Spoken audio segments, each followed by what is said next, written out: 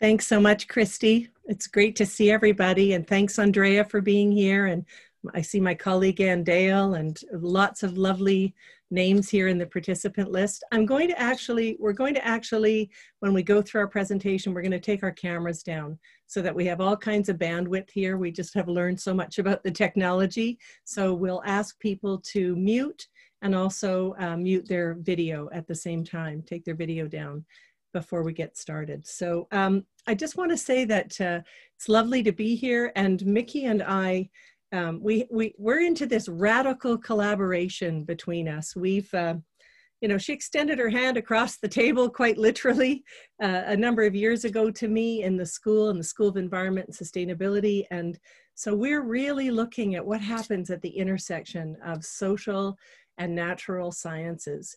You know, these are strange bedfellows, strange dance partners. And Mickie said quite jokingly, you know, do we have to be awkward dance partners? And so we thought, well, no, let's try to dance together and see what kind of choreography we can create from this. So we've had quite a lovely time of it, teaching, presenting. Now we're writing on this. We both presented separately. And so it's really something that's coming up right now in terms of an integrative worldview too. So it's very good timing. So I'm now going to take my camera down and we're going to start our presentation. So thanks everyone. So so this is called Stepping Toward a Sense of Place. Sorry guys, could you take your videos down? Thanks so much. So we've got the full screen. Thank you. Stepping Toward a Sense of Place, a choreography of natural and social science. So it's through the development, we found that through the development of critical knowledges and practices that are related to ecosystem structure and function, biodiversity and sustainability, that we're trying to address prevailing dualisms between humans and nature, subject and object, through a curriculum that we've designed to invite students to step into experiential outdoor spaces and giving them enough time to develop an effective connection to place and a greater sense of conscious awareness of belonging. So in this presentation, we're going to provide live cases and design examples from Royal Rhodes, from faculty here and from ourselves, and illuminate how natural and social science, when choreographed together for learning, are critical for establishing this primary motive of relatedness as it pertains to an indissoluble unity between people and place in a more place responsive relationship. Really careful not to use the word place-based so much anymore in my choice of language. It still refers to nature as more of a mere backdrop, and place responsive tends to relate more to relating and relationship. So moving from nature as a mere backdrop to co-implicating ourselves in a continual process of being in place. Our students look into rather than merely at the environment, and as such, they're deepening their identification to place, which can suggest a willingness to protect what has become, in essence, a part of their own sense of identity. Mickie? Thanks, Hill. So wherever you are in the world, you're going to have some attachment to the places that you find to be special. Royal Rhodes is situated on the traditional and unceded territories of the Lekwungen or Songhees, Kapsesum, Esquimalt, Suk, and Beecher Bay peoples and their ancestors. And before European contact, the people in the land had a much more reciprocal relationship. And that's really our starting point for our discussion today, is how we can learn so much from this in order to be able to create the kind of learning spaces that we know. And that's going to change how we approach reconciliation with both humans and the more than human world and lands, so that we can move towards more just, inclusive, sane, and sustainable future. Thanks, Mickie. So our sense of place research is suggesting a bonding of people to places through place attachment. And that's determined by a strong emotional reaction or connection to a place. And it can be understood as related to one's identity in terms of cognitive connectivity, like our rational cognitive thinking, and dependence on that place. Place attachment has been applied to solving sustainability issues, the study of social, ecological research, natural resource management, pro-environmental, and other social behaviors, including resilience and transformation. Sense of place requires this triadic framework between the person, the place, and the psychological process, where both knowledge and experience of a place can be important in terms of developing place identity.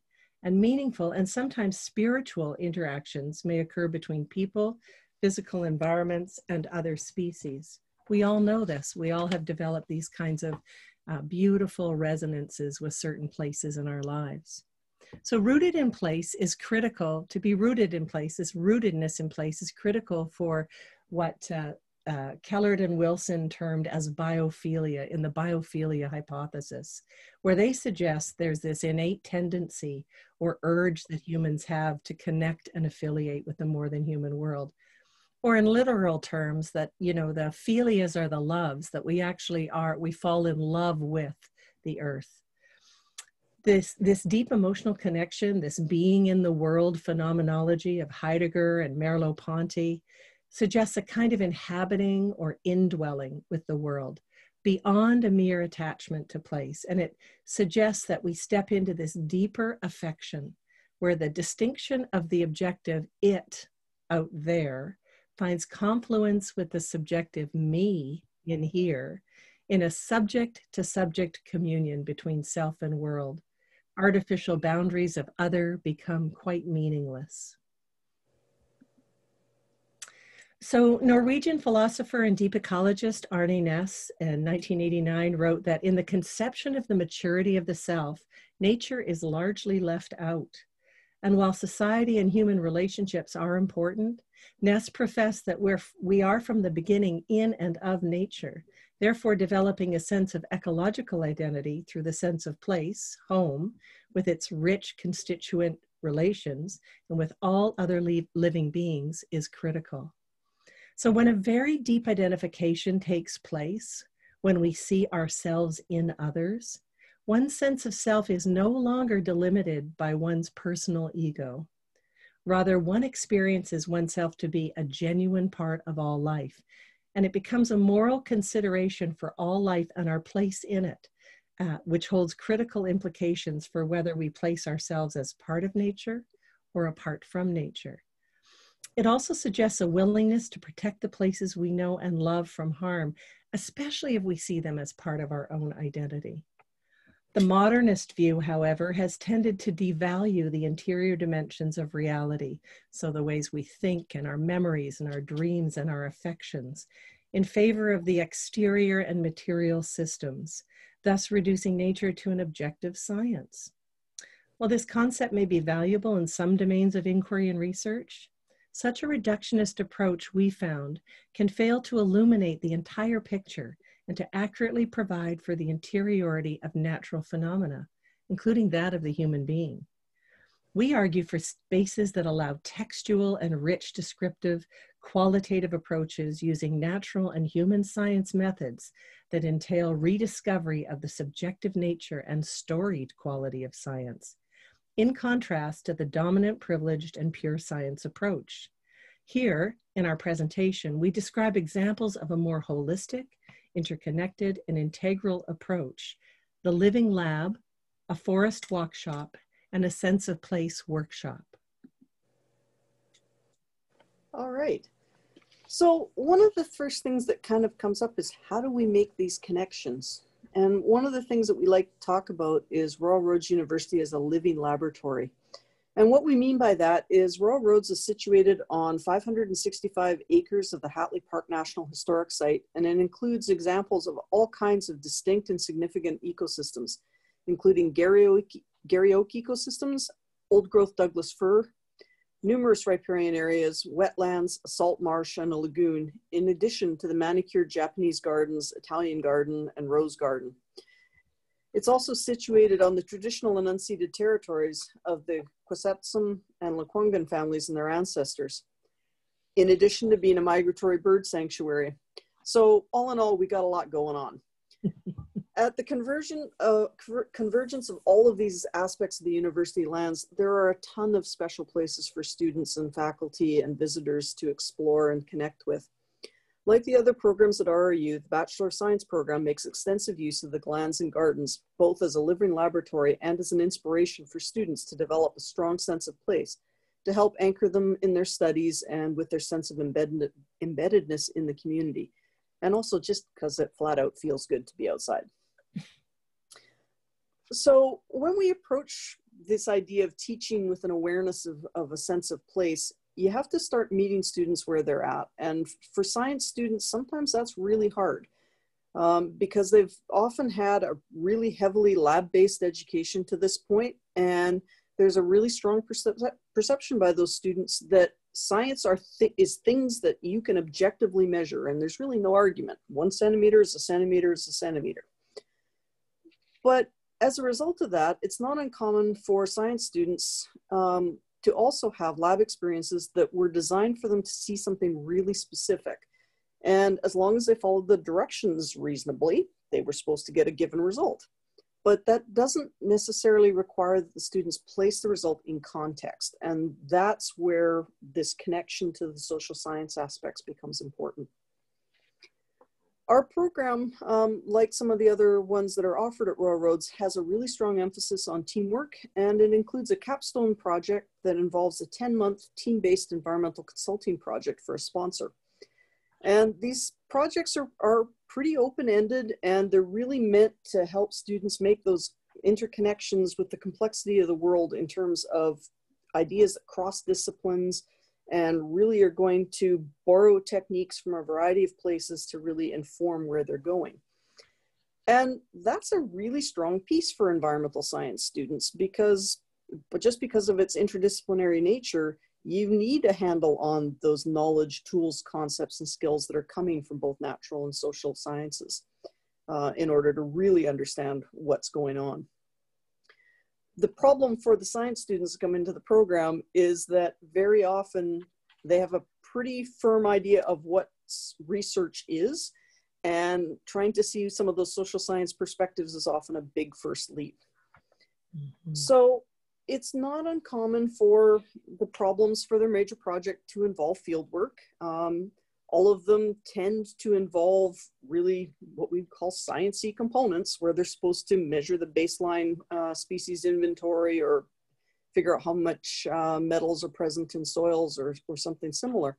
But these projects also often involve doing things like taking surveys and conducting focus groups and doing interviews to try and get opinions or context for the relationships and policy recommendations that they're making.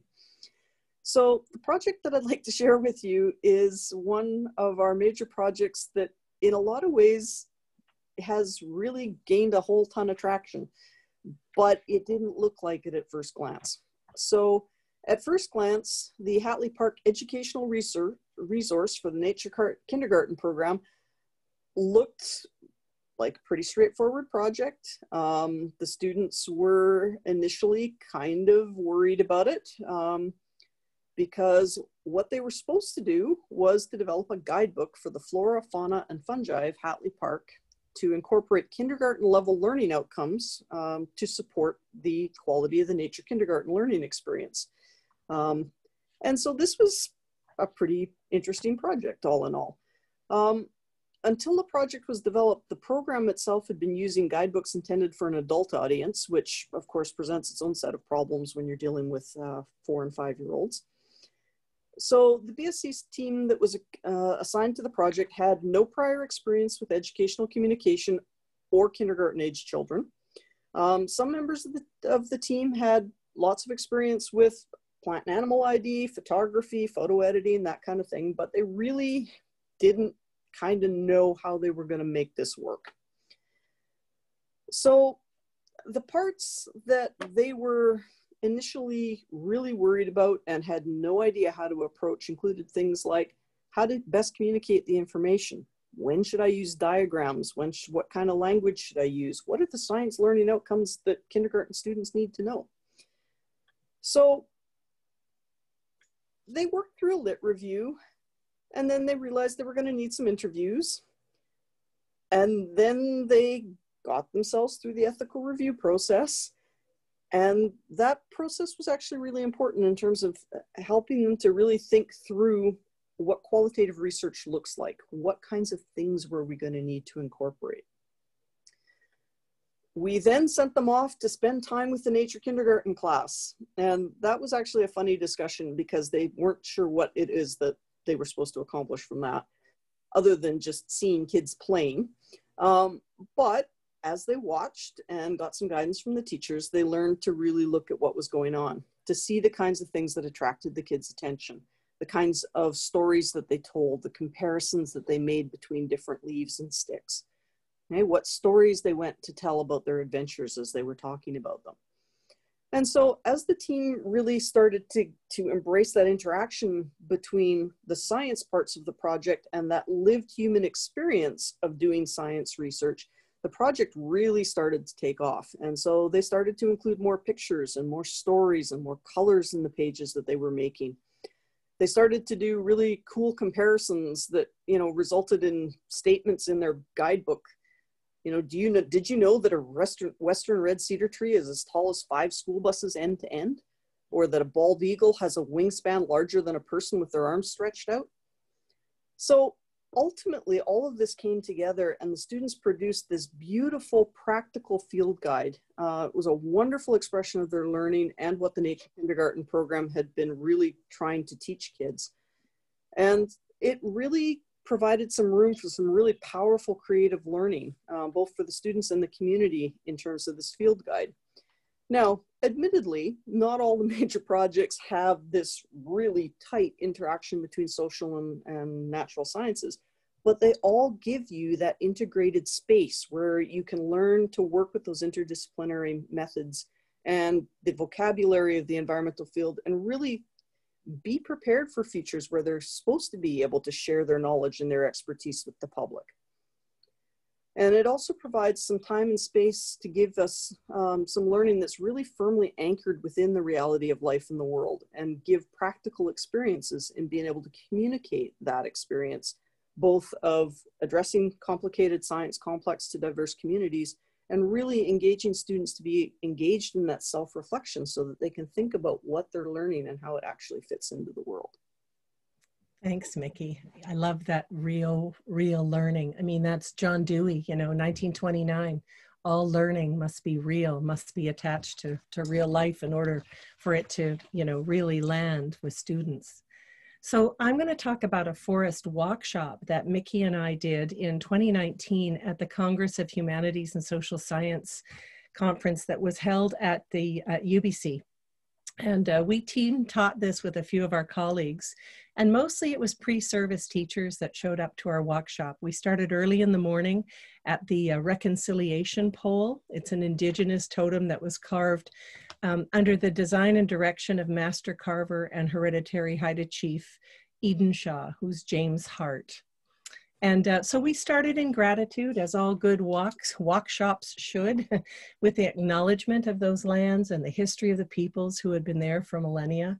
And we were really, all of us, in awe of this 55-foot rendering. And we asked ourselves, what does this matter? What does this pole matter? What does reconciliation matter? And it was a beautiful invitation toward a kind of deeper empathy for the ancestors of the place and a call to action in terms of how we were going to be together on those lands on that day. And people described their connections to their homelands and their favorite places, which naturally segued into a discussion on the importance of performing science education in connection to place. So we began by walking through the Orchard Commons on those beautiful UBC grounds, part of the campus arboretum, and we heard the story of the giant arbutus. And next we found ourselves stopping at that beautiful enormous ponderosa pine. We did a drawing exercise there where we revealed the numbers of ways that each of us see and perceive something as unique as we all are. And at that exact same time, there was an honoring of the late poet and educator Carl Lego in the building behind the ponderosa pine. And so someone looked up his wonderful poem, Ponderosa Pine, and that was read. This was just a beautiful opportunity for participants to share really creative ways that they've brought art into science education curriculum. And especially with that poem, it really just prompted us into this deeper conversation. And then we moved down the path toward the First Nations Longhouse, and we could smell fresh cedar before we saw this beautiful totem pole that was in the making. And this project was, in essence, one of the master's student's theses. He was actually carving it as his thesis, chipping away at this soft wood and revealing more and more to him about his mythic relations and the stories yet to be told, and how important stories are for education. He wasn't at the pole at the time, but we stood around it and looked at it, and one of his colleagues spoke about it. So we ended our walk at a really small little patch of second growth forest, and we were introduced to something called the kicking tree. And this tree had been brutalized over time by frustrated students kicking it to release tension and anger. And so thankfully now this tree had this secure fencing around it that protected it from further harm. But it was a really solemn moment. We stood together considering, the effrontery of such acts, and felt the transference of shame that we can all feel, because we're all capable of such a lack of awareness from time to time with other sentient beings. And we went into an exercise when we got to this small clearing that is devised by Earth Elder, educator, Buddhist, teacher, philosopher, Joanna Macy, and her work that's called The Work That Reconnects. And this exercise was adapted from her book, Coming Back to Life, she and Molly Brown wrote in 1998. And our final exercise was called Counsel of All Beings. And it's a kind of a perfect antidote to that kicking tree experience. So the instructions we gave to the students were very clear. Wander, let yourself be drawn in, let yourself be chosen, go feelingly, find a place in nearby nature that you're attracted to, or better yet, let it find you, and ask permission to sit, just as you would with a human. Do you mind if I sit here? And as crazy as that may seem, this is a real leap of our moral imaginations to start to see the life in another. And so the permission to ask to sit, wait for an answer, be courteous and curious, and spend some time getting to know this particular place or being and its inhabitants. Who lives there? How does this one move? What communities also live around it? Describe its life. And the default question there is asking, who are you? Who are you? Who are you?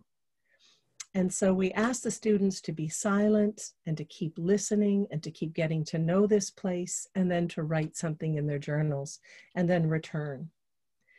So more than merely taking in information and interpreting it, this really requires a leap of curiosity. And the students really are asked to look into the life of another being, not just through listening, but through this deep identification of what it might be like to be that one.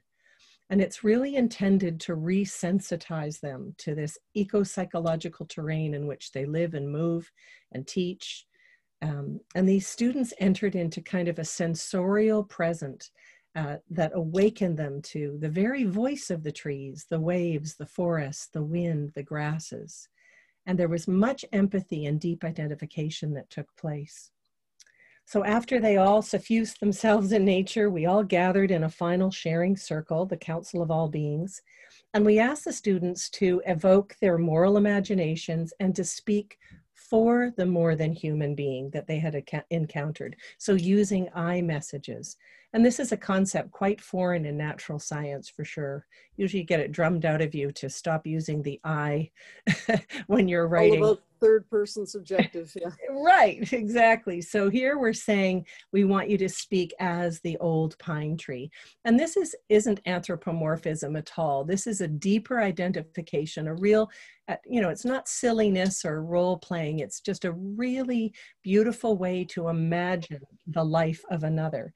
And so, for instance, instead of saying the old pine tree is tall and it has far-reaching branches, the student teacher to go first offered, I am very tall with far-reaching branches, and I have been here a long, long time. And like, strangely or not, she was a tall woman. And as she spoke and spread out her arms, it was true. She had a really wide embrace. So this fits with Arnie Ness's thinking, the ecological identity thinking, and what comes with that is like self-identification and then self-actualization, and Macy's work. And they worked together, and they urged that we seek a wider construct of our identity. So it's not just our own egos, but Macy calls for the need of the greening of the self, which in some ways is an act of remembering more of our own true nature through this kind of nature connection. And Macy argues that, a more ecological consciousness with a worldview where the self is inseparable from the web of relationships that sustain it really holds profound implications for the fate of our planet. Because once we identify in this more intimate and kind of unified way, to make the pivot, to make the shifts that we need to make positive change, we can more easily shift from dominator to defender, from colonialist to community member. We can shift from the personal to the planetary, from the I to the thou.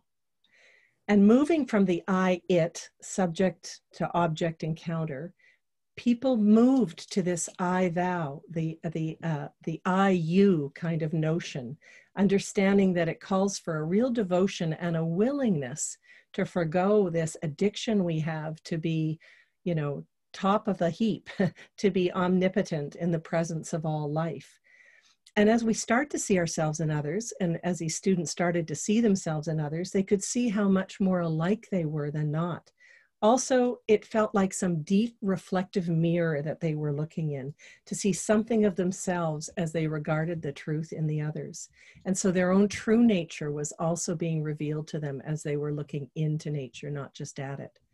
It soon became evident that in our final discussions that there was real value for these students. They were very excited to take this back to their classrooms. And, this is a way for them to embrace both the critical and the rational thinking, the embodied and deeply imaginative, morally imaginative ways of knowing the world through this Walkshop. And it became a really much needed example of reconciliation in action. So really, at the end of the day, we were returning ourselves in our thoughts to Hart's pole, to Eden Shaw's pole that we started with, the carved pole. It was like a gestalt that brought us back in reconciliation in that moment. So it was really an incredibly beautiful day. Mickie? Well, then we got home and we got really excited about what else could we do with this? And we thought it would be really interesting to design a one-day workshop around these ideas for the BSc students to start their program.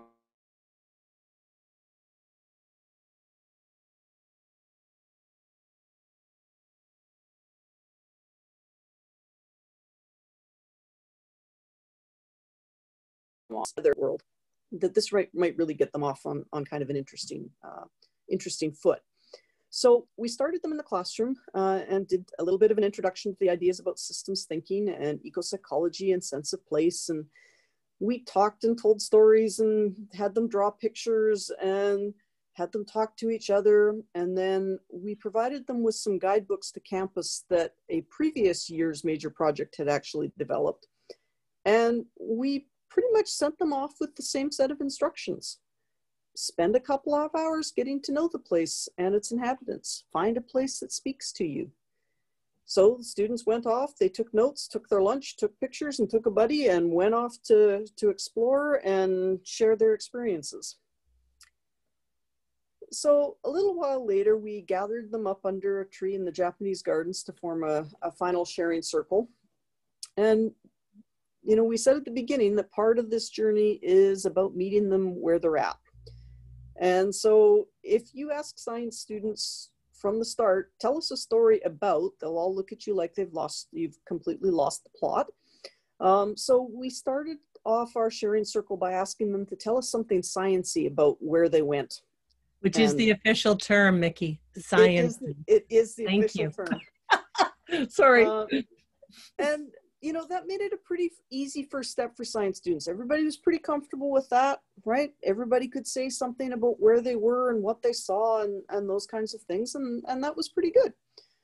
And then we went round our sharing circle again. And this time we asked them to tell us something special about that place from a more personal perspective. Why did you find that to be a special place, right? What did you really like about that? And again, that wasn't much of a huge step from tell me about something sciencey. We were still at just tell me about something you like. So we were pretty good with that. And everybody got pretty descriptive. They were mostly pretty enthusiastic about sharing where they'd been. You know, lots of them had never been to the Royal Rhodes campus before, so they were pretty excited to share with everybody what they'd seen.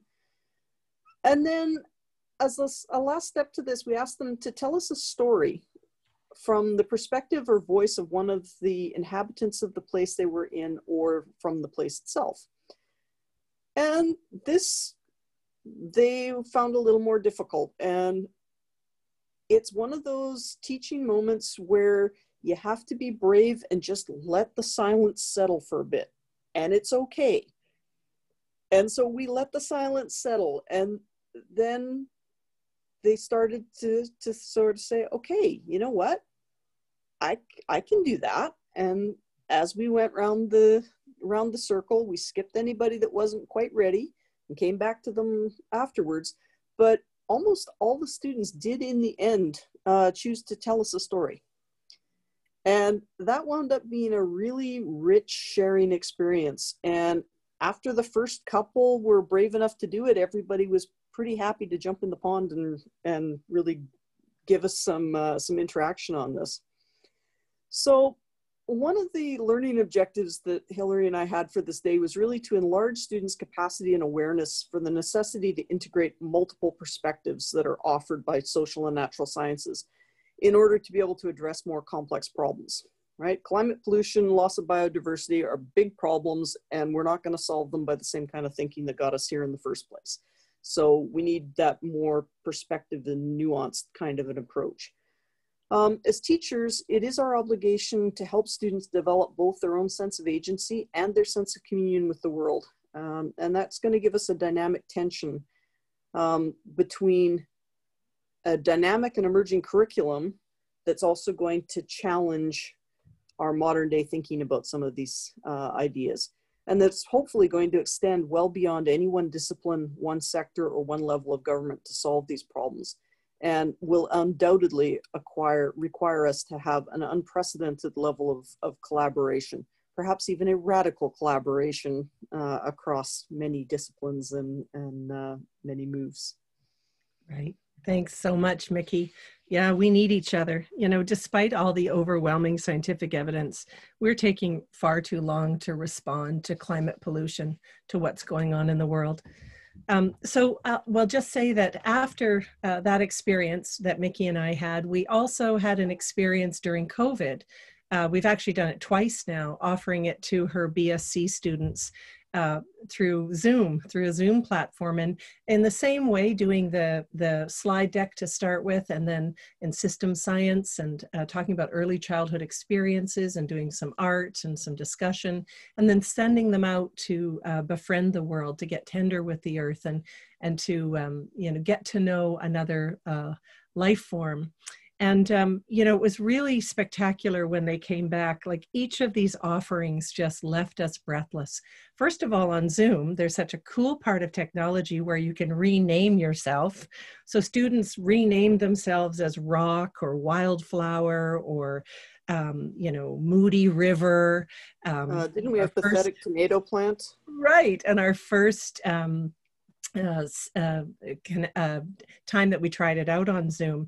But they so deeply and readily identified with another life. They just morally imagine what it was like to be that life, and they shared that perspective.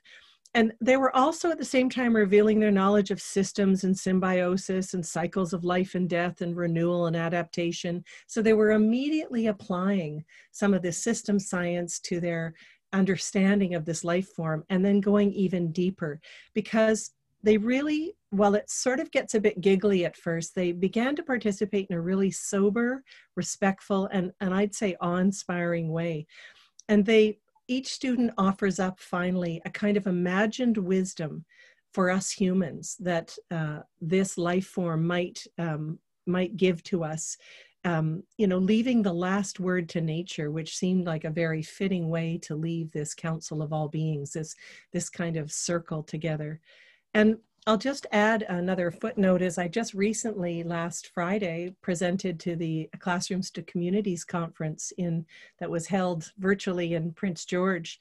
And again, I did the same Counsel of All Beings. And of course, we heard from Douglas Fir and Fraser River and blowing snow and lichen. And I connected with these folks and asked them, just to think about, if we admire something about this other being, if we see something in this other being that aligns with us, then, perhaps we actually have some of those traits in us as well. This is where the eco-psychological piece comes. So, if you see yourself as a community builder, maybe that is what your draw to lichen is. Or if you see yourself as blowing snow and you're finding you're in a very blustery mood these days, that can be somehow that can be some ways that we bring the psyche out from the individual and in connection with this larger psyche that lives and moves in the world.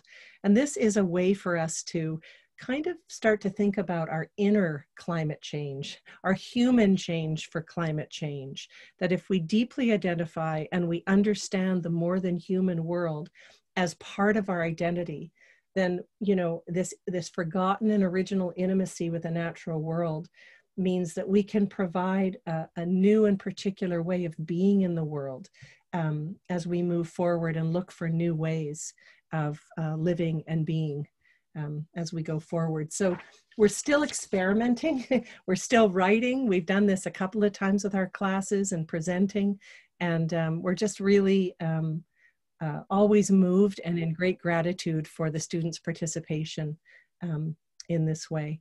Is there anything else you want to say, Mickie? Would you like to say anything, or should I move on to the questions? Or why don't we move on to the questions? Probably our last word is we tried something new in our last one. We actually asked them to try and start weaving some of these stories together. So that's kind of where we're going next, to see what kind of stories we'll get when we actually ask them to do that purposefully. So. Right, but you know what else we could just quickly mention, especially in your eco-toxicology course.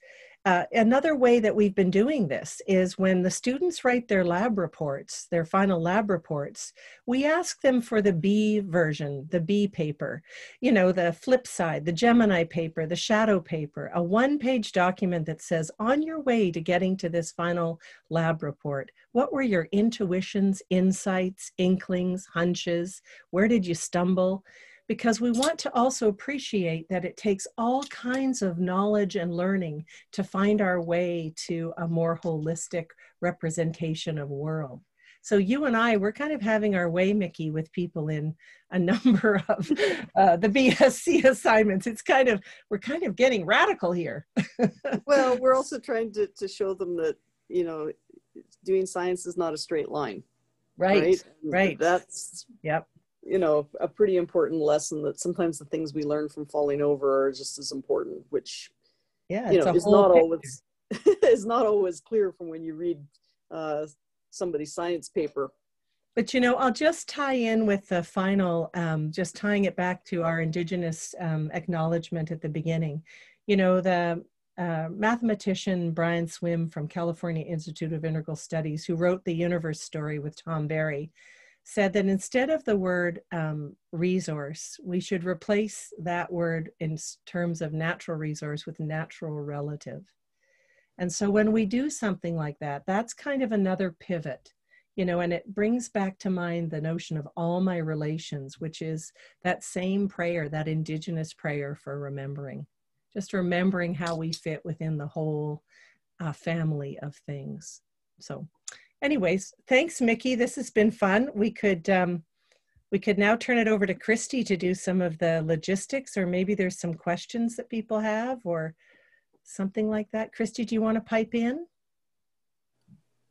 Sure, I can. And I'm wondering if we do want to have a bit of a discussion, if we want to try turning our cameras on for a little bit and see if the bandwidth is okay. I think I just miss seeing human faces after COVID over the last couple of months. But thank you so much both for taking us through that. It was so fantastic. And I don't think I actually introduced myself at the start, but my name's Christy Jones. I work at Royal Rhodes, but I also took the graduate certificate in sustainable community development.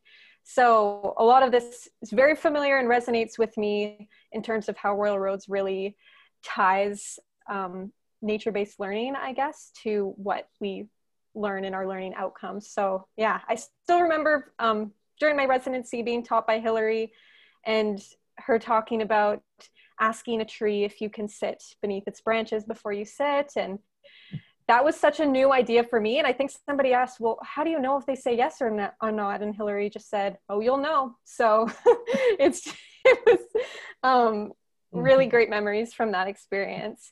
Yeah, so thank you everybody for for joining us today in the chat box, just looking through what we have here. We have so many people joining from across Canada and also from outside of Canada, some folks from Mexico and from the UK. We also had, oh, there's Samantha Wild. Hi, Sam. She's one of our MA students who just graduated. Yay. Hi, Hilary. Hi. Fantastic. And we have a few comments. So Christina has just said, really interesting to hear mine, my peers' point of views from your study, Mickie and Hilary. Right, that's right, Christina, you're part of that. Yeah. Carmen said, beautiful and subtle approach to life. Kassir said, I love this, soul awakening, ego to spirit. Wonderful. So if anybody has any questions for Hilary and Mickie, feel free to pop them in the chat box at any point. We also had one submitted ahead of time, and this might be a more broad philosophical question, but I'll put it out there. Will society ever get a grip on global biospheric control to enforce the rights of all living entities, as in a UN of biospheric preservations? So I read that and wouldn't know how I would attack it, but thought I would present it to you. You know, just reminds me of, you know, Thoreau's saying that it's in wildness is the preservation of the world. Is this notion of, you know, we see it in other countries like New Zealand and in the rights of nature. David Boyd from UBC has been working tirelessly with a number of different tribal cultures, land-based cultures, to afford nature and other life forms the rights that humans have, so that if your river is being polluted, then it's akin to murder. So that these rights are extended to the more than human world. And we're seeing more and more of this at the same time as we're seeing, you know, terrible things happening in the world too, like, you know, opening up the national parks in the US for development and, you know, the wolf cull and things like that. So I think it's a really tenuous time, but it means we have to just keep going and keep moving in the direction of having this deep empathy, this deep compassion for all life forms. And to understand that, you know, we are in a systems way of thinking. We're all dependent upon our constituent parts within the system for the health of the whole. And that in itself is just that's the big move, to see that we need each other, that there is no life that matters less than the other. So that's a real shift from our dominant expansionist worldview that has been, you know, what's considered a modern worldview, that has really taken hold since the Enlightenment era. So that's about 450 years or so. So, you know, it's not long in human history. It's only about, you know, 2% of human history. But I think we've really fallen out of enchantment. I don't mean as a recreation. I mean as a part of our identity, of this understanding of how, you know, important it is for our relationships with the world and for our, you know, our ways forward. And to afford every living thing the same rights as any other. So, you know, that tribal culture I speak of in New Zealand, their culture depended on that river. They saw themselves, when the river was flowing, their culture was flowing. They saw themselves as alive because of this river. So when it was threatened, they're threatened, their lives are threatened. So to see ourselves in this webby entanglement, this complex system that we're a part of, would really, really be, for us, would hold implications for how we behave and how we move forward, and what kinds of policies and what kinds of educating we do, and, you know, how we speak and how we move through the world, how we live, act, you know, love. Anyways, Mickie, or was that okay? No, that's fine. Just to build on that a little more, I think one of the start points for this comes with us understanding that all of these things are more integrated than we give them credit for being. Yeah. So we need to do a better job telling those stories. Yeah. Right? We're no longer at a point where, you know, somebody does science in their lab and there's no expectation that they would ever communicate that out to the public or anything beyond an academic journal. And so one of the things that brings with it is that scientists have to learn how to tell our stories. Mm-hmm. And if we can't tell our stories, then it's really difficult for those stories and that information and that integration to get any traction with the public. Because that separation of the public and the ivory tower doesn't do us any favors. Yeah, and the whole notion of integration, Mickie, is messy. Like, you see, this isn't straightforward. This isn't how natural science usually likes it. So it's more like the social scientists like the messiness. So it's this is the choreography, right? This question actually gets right to the heart of this emerging integrative worldview that is intended. We hope we're inspiring curiosity and wonder and this ability for understanding, but skillful communication and compassion. I mean, this is really kind of this new face of radical collaboration that we're talking about. And we're kind of in the messy thick of it right now. Right? Yeah. Right. Oh, the curriculum of it. You know. Well, it's like a discussion that my mom had with my grandfather at one point, is I had been talking about what I'd been doing at the lab that day, not realizing that he didn't really have any context for it. And my mom had said, so, you know, what did he think of seeing the lab that I was working in? And his response to my mom was, well, Mickie's obviously excited about what she's doing, but I don't understand why they're paying her to make soup and electrocute Jello. Which, you know, is kind of a great example of how I was really excited about this, but I didn't have a great deal of success in telling the story about why it was important. Mm-hmm. Right. Yeah. And we're going, sorry. Yeah. And that's, you know, that's something that as scientists, we often do. We are really excited about stuff, but we're not always very good at telling the story.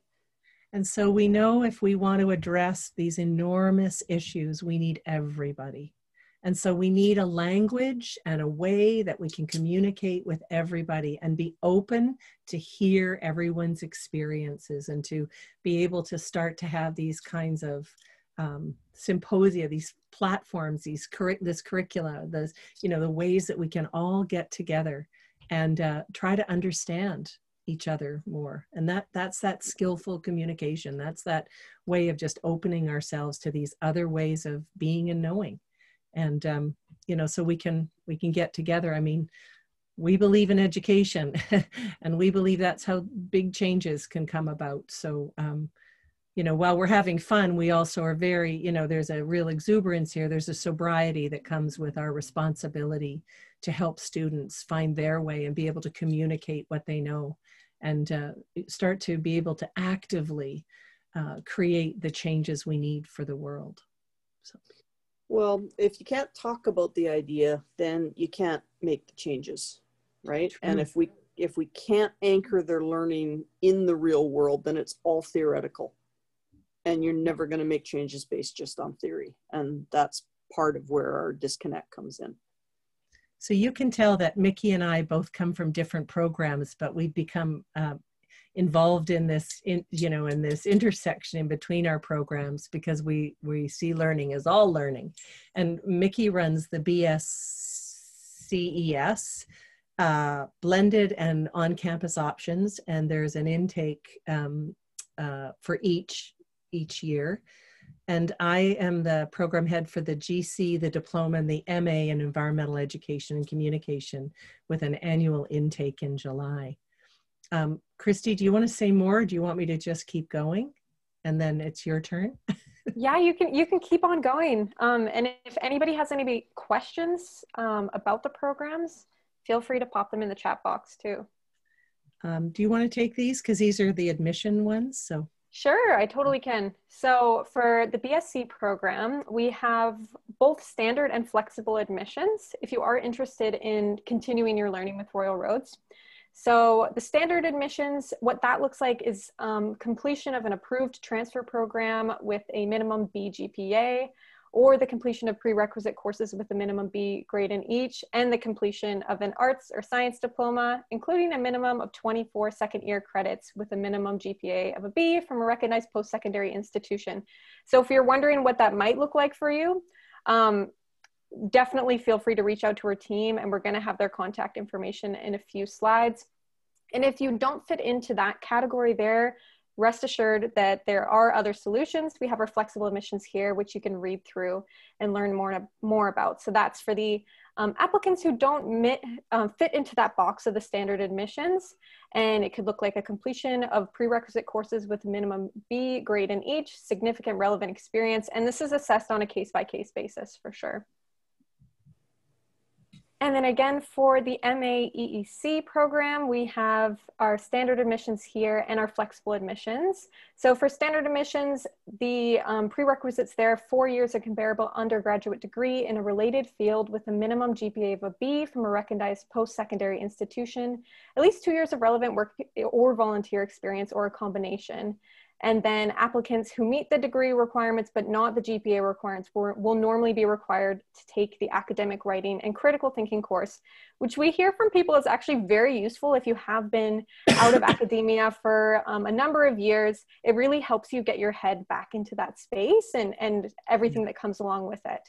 And actually, you know, Christy, I'm mostly recommending it to almost everyone who comes in, unless they're just fresh from academic writing, because it's such a different animal. You know, it's so good to have that in your toolkit when you're ready to go. Then you're not worried about the writing. You can just wrestle with the content. Yeah. Yeah, absolutely. Yeah. No worries. And yeah, and with the flexible admissions, again, that's for applicants who don't meet the standard admissions requirements. And normally that will look like 6 years of relevant work experience or an equivalent combination of education and experience, combination of post-secondary and professional accredited qualifications, and again, generally required to take that academic and critical thinking course. And then if you are looking into your education, obviously financial aid is a huge part of that. And we have an awesome financial aid office that can help support you. I used them when I was heading back to school at Royal Roads, and they were incredibly helpful in helping me find ways to navigate different options that were available to me. So definitely reach out to them, and you never know what kind of options you're gonna have, what kind of awards and bursaries you'll be eligible for. So yeah, definitely reach out to them. And our enrollment services. So if you do have questions about our programs, this is a great touch point to start with. We have a lovely enrollment team. We have their contact information for if you're coming into our programs domestically or as an international student. So when you give them a call, you get a real person who's there and ready to help. It's a very personalized experience. So we definitely recommend getting in touch with them. So we have listed there our blog for the School of Environment and Sustainability as well, if you want to read some more from our amazing faculty members and staff and students as well.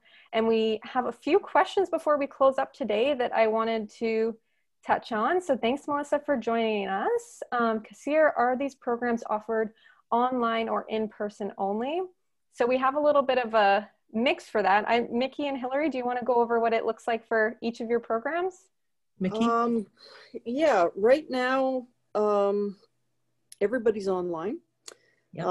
We are trying to figure out what some of our on-campus stuff may look like in the near future. Normally, when we are in a non-COVID situation, our on-campus program is a one-year program that includes your lab and your field work.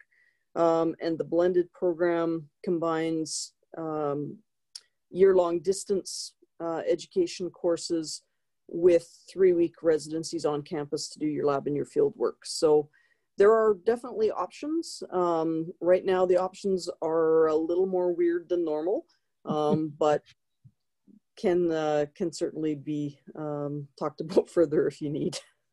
Yeah, and for the MEEK program, of course, under COVID, everything has gone online. Our residencies went online. But typically, we begin with residencies on campus, and there's first a 3-week residency with 2 courses, and then you go online for a year. You come back and do 2 more courses and another 3-week residency in your second year, and then go off to do your research in the third, at the end of the second year, and come back for a 2-week residency capstone. So this year, of course, our residencies were online, and we're hoping that, you know, by next summer, the gods be willing, that we might be able to do something at a distance, you know, safely monitoring and mostly outdoor residency, of course. And we also have a field school in our second year under normal circumstances, working with Indigenous communities, various coastal communities, working on restoration projects and working in community. So it's very, very rich. Yeah. Thank you. And a question from Samantha about PhD programs. So we have a doctorate in social sciences, and we also have a doctorate in business administration. So if you want to learn more about that, it's a little bit of a whole different ball field than what we're talking about today. Definitely encourage you to reach out to our enrollment team if that's where you're at in your level of education and how you can cater that to your interests. Yeah, the PSOC Sci program is a beautiful example of creating at that highest level an applied program. So it's really a stunning program. You know, it follows the whole Royal Rhodes signature of, you know, making sure that it's applied research, that it's really something that people are, you know, actively contributing to the world. So it's quite a wonderful program. Mm-hmm. Samantha Wild, apply. Yes, you should do it. With that, I don't see any other questions in the chat box, and we're about to hit 1 p.m. So, oh, and I may have spoke too soon. So Jane here. This is so inspiring and eye-opening. Thank you all so much for delivering and organizing. I have 100 ideas buzzing around, already thinking about how to learn more and develop these ideas with 4 to 6-year-olds at Forest School and through my own writing and communication. Wow, that's fantastic. Thank Excellent. You. So good. Yeah. Thank you so much for joining us, Jane. Yeah. Okay. Well, thank you, Christy, and thanks, Mickie, and thanks everybody. So nice to see everybody. Yeah. Thank you all so much for joining us, and we hope you have a wonderful rest of your day. Yeah. Bye for now. Thanks.